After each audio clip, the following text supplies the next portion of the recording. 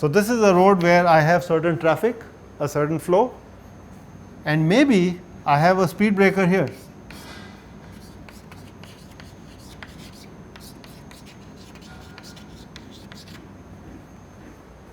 So, there are different vehicles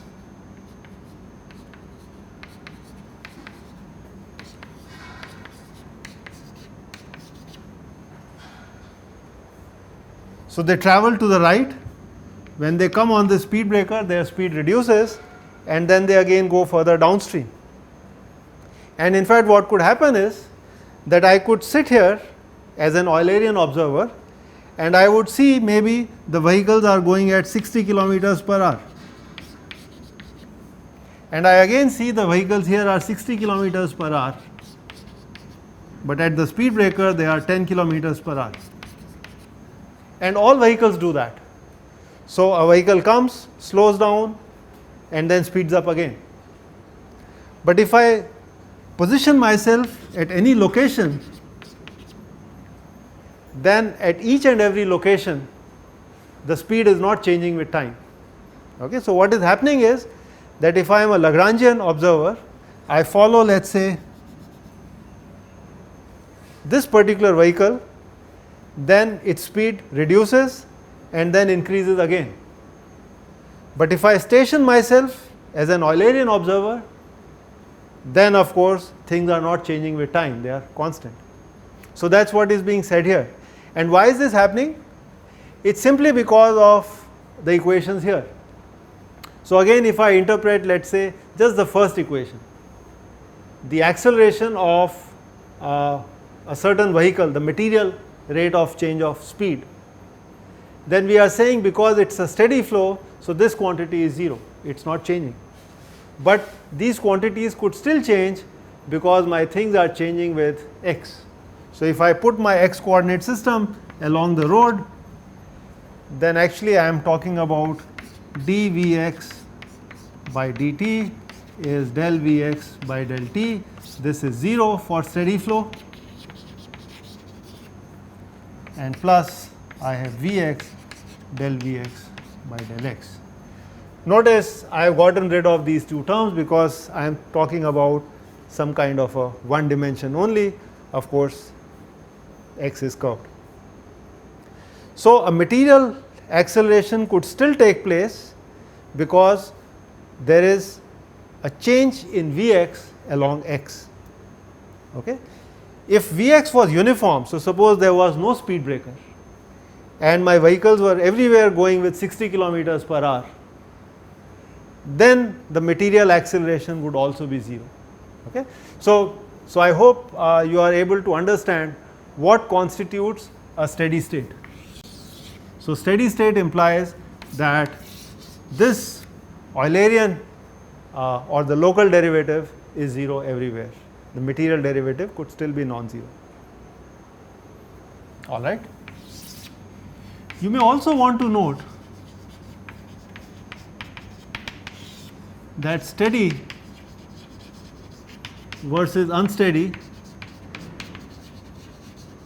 is frame dependent.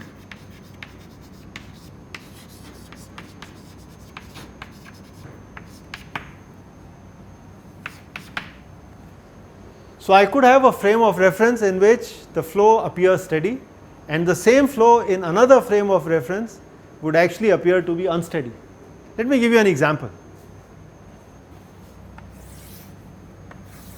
So, the example that I want to give you about frame dependence is of a boat.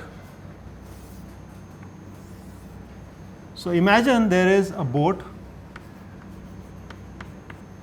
and this boat is moving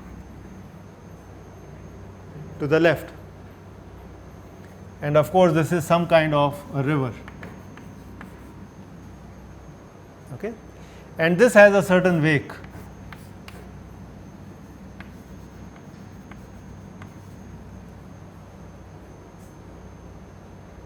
Suppose I am an observer who is sitting here.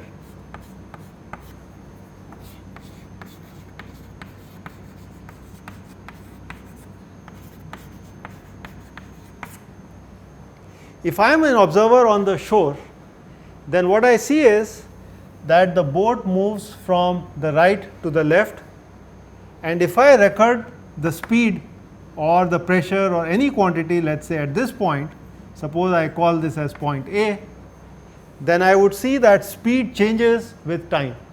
Okay. So, when the boat is far away, then the river is still, so I do not record any speed, or maybe it is a lake, and when the boat approaches me, then the speed here starts increasing, and then finally when the boat has gone away, again my speed goes to 0. Okay. So, see, observer on the shore actually sees an unsteady flow.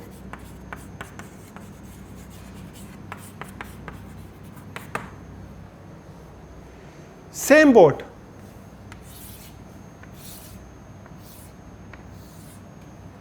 but now I have an observer who is sitting here, and what this observer sees, so this is an observer on the boat. I mean, I could have another observer who is on a different boat and is traveling with the same speed, or I could have an observer who is on a helicopter and who is following this boat. So, we are not talking about the observer being actually on the boat, but the point is the observer is moving with the speed of the boat. And what that observer sees is that actually the boat is stationary. Okay. So, boat is stationary.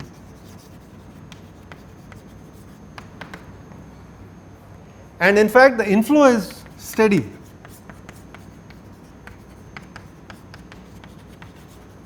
So, there is a flow that comes onto the boat, and this observer, suppose he, from his point of view, he looks at a point A which is attached to his frame of reference. So, the coordinate of this point is fixed because it is moving with the boat. So, he sees that nothing changes here. So, this would lead to a steady flow.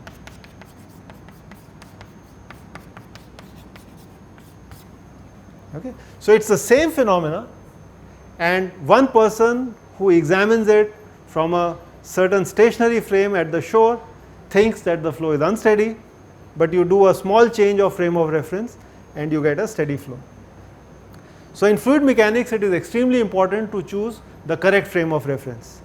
A flow which could be very complex in one frame could become a little bit simple in another frame. Okay. The same is true for many other situations, and I encourage you to think of them, what happens for a change of frame of reference.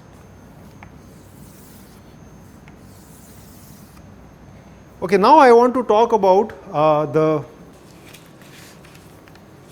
description of the flow. So, we will not talk about the graphical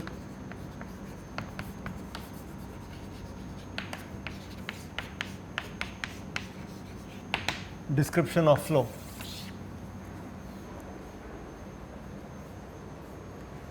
Okay.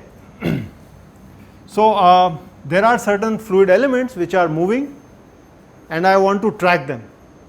Okay. So, the first thing I want to talk about is a path line.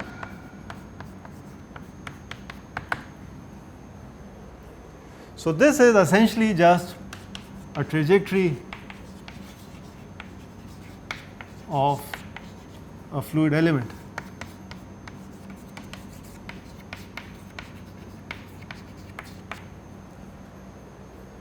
So, you know, again, if I consider the blackboard as some kind of a two-dimensional plane in which there is a fluid flow, and there are some I just follow a fluid particle, then the trajectory of it is known as a path line. You can see that this is actually very similar to a Lagrangian description.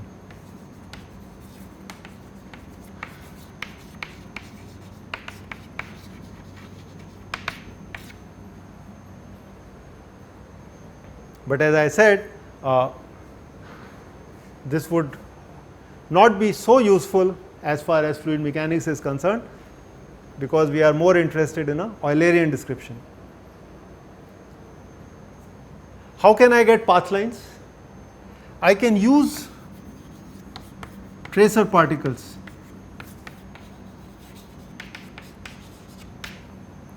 that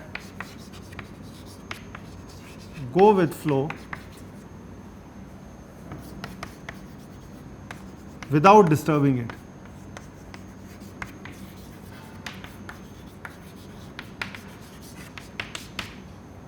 So if I have a certain flow, I could inject some particles and then they are carried with the fluid elements and I can track them with a camera or some such thing and I would be able to see what a path line is. This is extremely useful. Then I can understand a little bit about the behavior of the flow.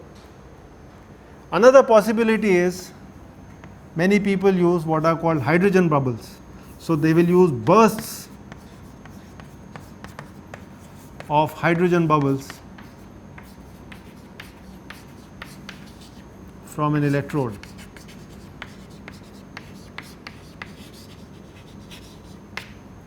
So what could happen is I have a flow on this plane and I put in an electrode and then I pass current for a short time. So some hydrogen bubbles are created and they are carried with the fluid. Okay, so if I can track the hydrogen bubbles as they move along, I would be able to see what is happening to my flow. For example, I can measure the speed of the bubbles and so on and so forth, their relative movements to each other and so on. So that's path line, very, very intuitive. Okay. The next thing I want to talk to you about is a streamline.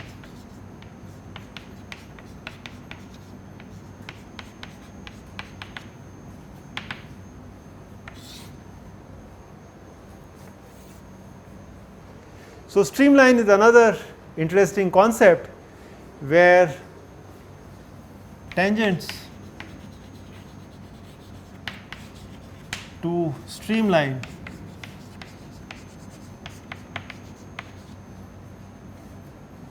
give us the local velocity direction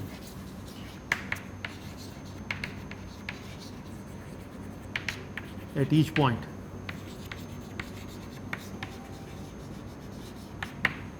Okay, so this is instantaneous. Okay, so suppose this is my streamline,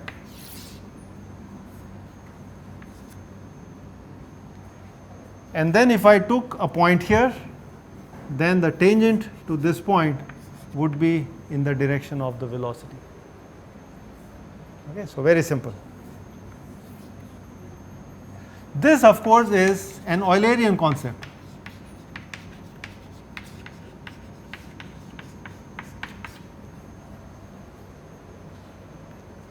Okay, so it's instantaneous. I take a picture of the flow and then I construct these concepts out of it. So what is the description of a streamline? So suppose I take an infinitesimal part of the streamline and let's say that I represent by dr. So the equation of a streamline is that dr cross v should be 0, simply because dr is tangential to v. Okay, so their cross product has to be 0. So I could then expand this and say this is I, j, k, this is dx, dy, dz, vx, vy, vz, and this is 0. Right? It's a vector equation. And from this I would be able to see that I get 3 equations. So the first equation gives me that dy vz is equal to vy. The second equation would be vz dx is equal to vx dz. And then I can get the jth equation, which is the kth equation, which is V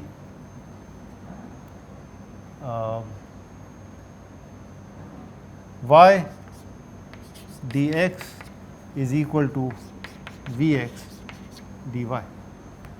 So this is actually the equation of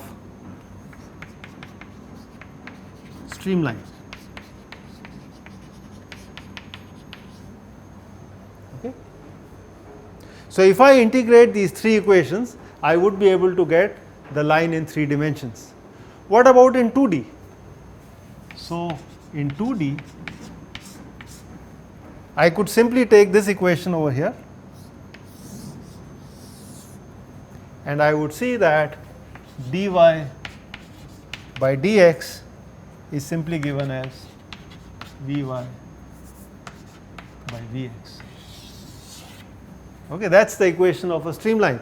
That means the slope of this line is of course related to the slope of the velocity vector. This is in 2 dimensions, and I could get actually all these lines in 3 dimensions. So it's a very interesting concept, and you can see that by definition no flow can cross a streamline. So I am going to write that here, that flow cannot cross a streamline.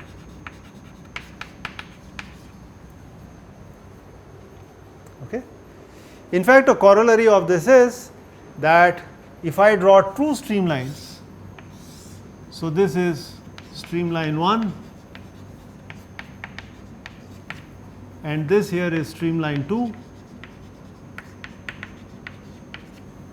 the flow cannot cross these two streamlines, so it has to stay in between. So therefore, this combination gives me what is called as a stream tube, and the volume flow rate is preserved. So whatever flow enters this, let us say the volume flow rate is Q, that has to flow throughout the stream tube because it just cannot leave the stream tube. So it's a very interesting concept. Alright, so I have talked to you about a path line and I have talked to you about a streamline. There is another very interesting concept which is called the streak line.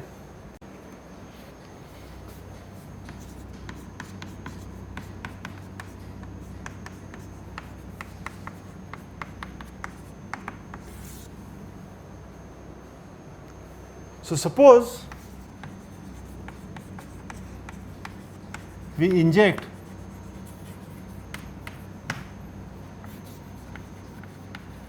tracer particles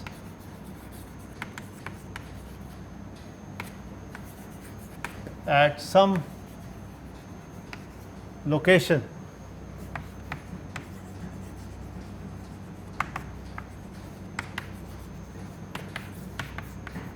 in the flow.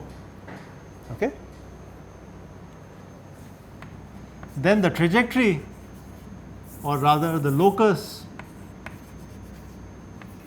of all points, rather the tracer points at a certain instant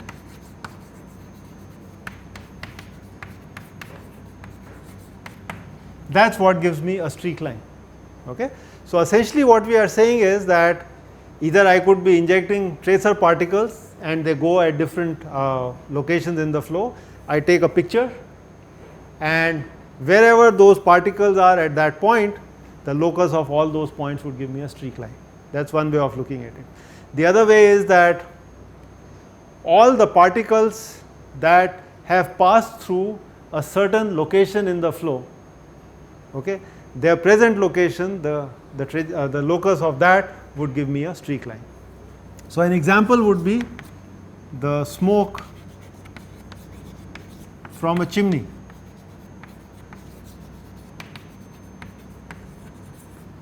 So this is a chimney and there is smoke coming out of it. So there is a point P here, and you can imagine all the smoke at some point would, at some time instant, would cross this point P. And therefore, if I get this trajectory, this is a streak line. Because this particle here passed through the point P long time ago. This particle here had crossed this point at some time, and so on and so forth. Okay? So that would be a streak line. So we have now three concepts: streamline, path line, and streak lines. Okay? And how are they related? I would like to explain this to you through an example. So let's consider an example.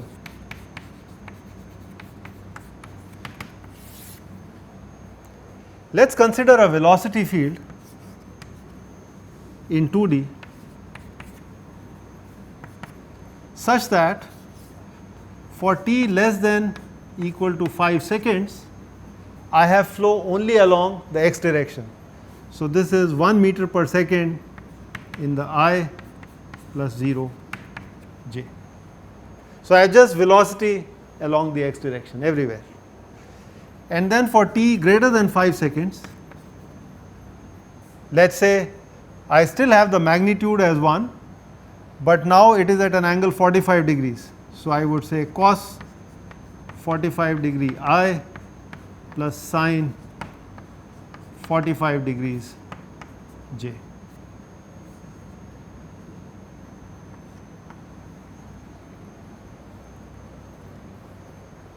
Okay, so essentially the flow is suddenly turning directions.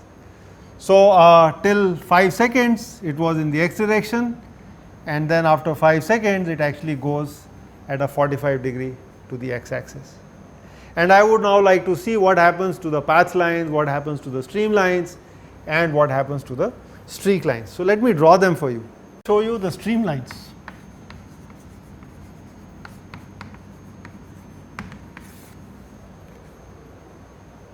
As you know, streamlines are instantaneous lines. Okay, so I would have to now consider t less than 5 seconds and t greater than 5 seconds. So let me do that. So this is t less than equal to 5 seconds, and here I am going to plot t greater than 5 seconds. So these streamlines are simply these lines over here. Okay? Because tangents to these give me the direction of the velocity, as simple as that. For greater than 5 seconds, I would have to draw these lines at 45 degree angles.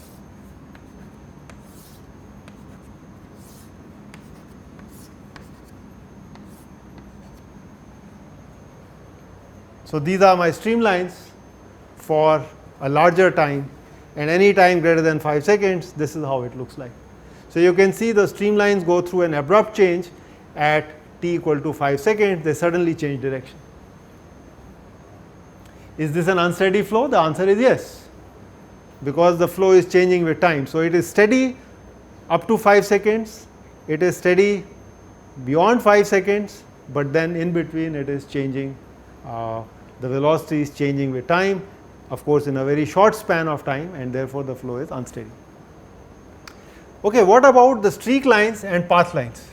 So I first want to draw path lines. And then I am going to show you the streak lines. So let us say I want to release the points at this origin 0, and I would like to track the path of particles till 10 seconds. So I am interested in path lines up to 10 seconds of fluid elements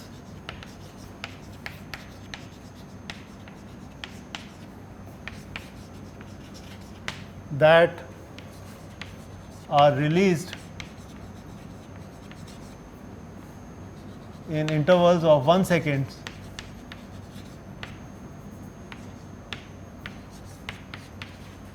at O, the origin, this point.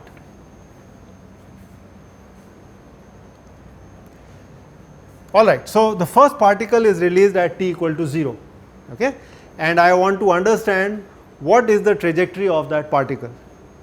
So clearly it is going to start with a speed of 1 meter per second. So after 1 second it is going to reach a distance of 1 meter, it is going to reach another 1 meter, 3, 4 and 5. Okay, so this is roughly 5 meters it has reached in 5 seconds. And then at 5 seconds suddenly the flow direction changes, and now this guy is going to go like this. Okay, so this is what it travels in 6 seconds, and over here in 7, over here in 8, 9 and 10. So this is where the particle reaches after 10 seconds. Okay. So this I am going to call as the particle at p, which is released at t equal to 0. Let me now trace the particle which is released at 1 second. Okay. So let me start from this point. So the particle which is released at 1 second, so t equal to 1 second. So that particle goes up to here, 2, 3, 4, and now because the velocity changes at t equal to 5 seconds, okay, this particle is now going to go something like this. So this I am going to call the particle which was released at t equal to 1 second.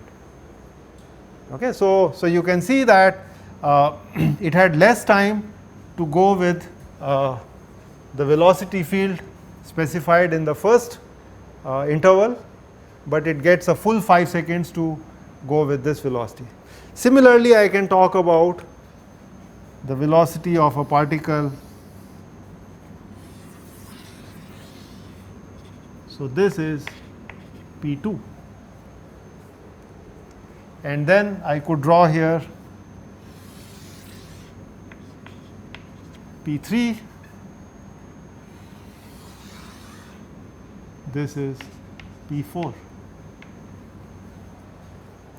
and the particle which is released at 5 seconds, okay, it actually does not have any occasion to travel with this speed, it straight away travels with a speed here. So this is particle 5, and they all reach the same height as particle 0. Now the interesting part is what happens to the particle which is released at 6 seconds.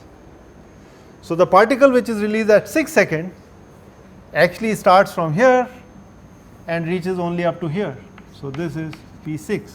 So this is the trajectory of p6. Okay, and you will notice this is the trajectory of the particle p7, and likewise I could draw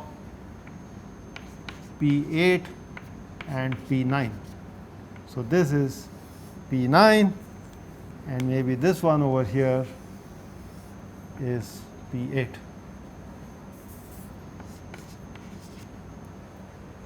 So what I have shown you are the path lines. Okay, so these are the streamlines for t less than 5 and t greater than 5 seconds, and these are path lines of the particles that start from origin. I could draw path lines of other particles also which are not necessarily from origin, and of course they would be different. Now the question is, what about the streak line?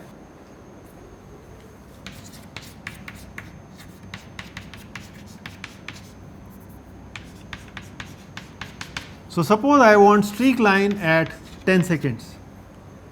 So I want to get a locus of all those points which started from a certain point O, and they are located somewhere at t equal to 10 seconds. And of course I know that there is a point located right here. So this is just been released at 10 seconds, then this is the point, this is the point. So if I had to draw the streak line, okay, this is the streak line. So this is the streak line, at 10 seconds. Okay. So, this is your streamline. I have already drawn the path lines. Okay. So, this was the path line for the particle which was released at t equal to 0, t equal to 1, 2, 3, 4, 5 and so on, and this is the streak line at 10 seconds. Now, you go back and say, no, I want to find out what is the streak line at t equal to 9 seconds. You can certainly do that. So, at 9 seconds, this particle would have been here, this was here, this one was here, this one was here, this one was here, this one was here, and you would get actually this. This is your streak line at 9 seconds, and so on and so forth.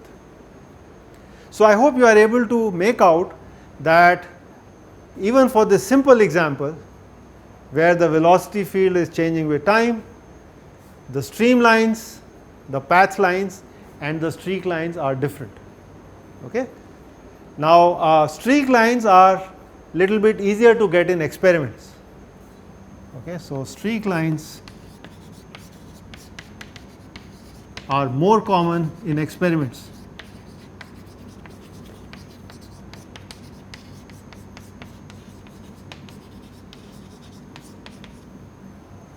And therefore, it is important to understand them to make sense out of them. There is one scenario where everything becomes very simple, and that is for a steady flow. For a steady flow,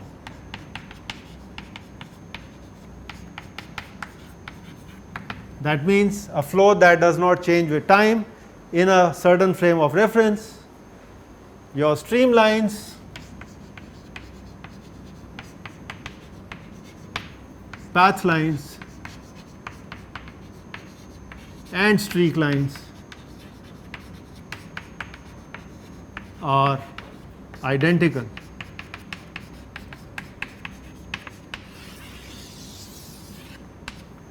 So, if you had a steady flow, then all three are exactly the same.